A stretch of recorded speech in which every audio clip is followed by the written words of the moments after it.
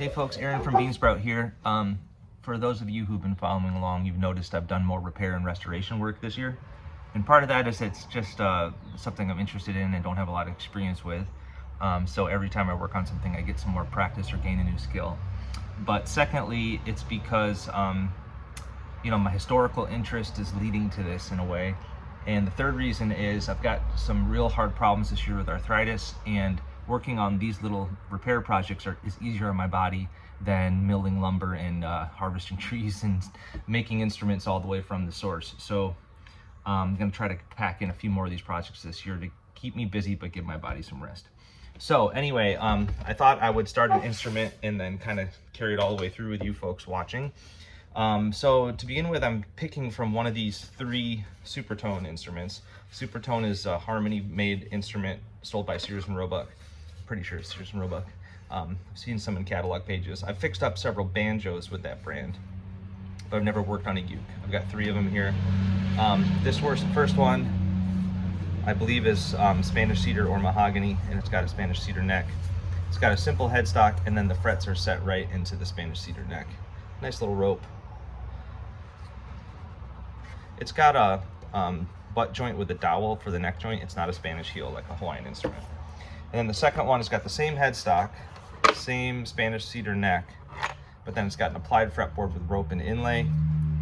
And then I believe the body's plain koa on this one. And this one's pretty wrecked. The top is sunk in and the sides are cracked. So it's got quite a bit of work that needs to be done. But it's nice to be able to see what the neck construction is like. Then the third one is kind of a combination of the two. It's got a fancier headstock, Spanish cedar neck. It's got the fancy fretboard, and this time it's curly koa for the body, and it says the model number is 463. So I think I'm going to tackle this one. The main thing I'm unfamiliar with is that most of the finish has started to orange peel, it's called. It's just like where it kind of flakes up, and it's kind of gross. And so to some people, that's just like an honest sign of age and wear, and they're okay with that, and I get that. But I'm gonna need to put all new rope binding in here. So if I have to glue on all this rope binding and then I have to sand and scrape it to make it flush, there's gonna be a need for finish touch-up. I'm going to have to repair the places where I scratch the original finish while I do all this woodworking. So I'm gonna have to work on the finish anyway. And no, I don't wanna take all this off. I wanna blend my new parts in with the old, but as I go, I don't think I'll be able to keep that orange peel texture everywhere that I have to work. Plus it's like orange peeled on the fretboard even, which is just not appropriate. So I talked to Kerry Char, and he was saying that when you get some alcohol out and you're working on polishing or shellacking, French polishing, that orange peel, you kind of can rub it off, but it also kind of blends it back in, kind of like reflow it around. So I did a little test right here, and you can see that it's kind of smooth, still the same color, but it doesn't have this texture. So I think that's gonna be okay. So for this one, I'm gonna have to make new rope binding for top and back, which I'm okay with. It needs new pegs. There's 2 unmatched ones that aren't very nice.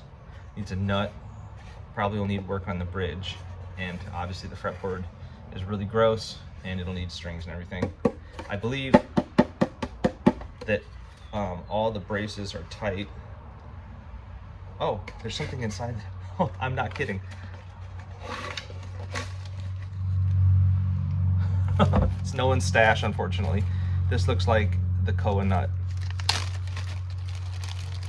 or some sort of wood for the nut.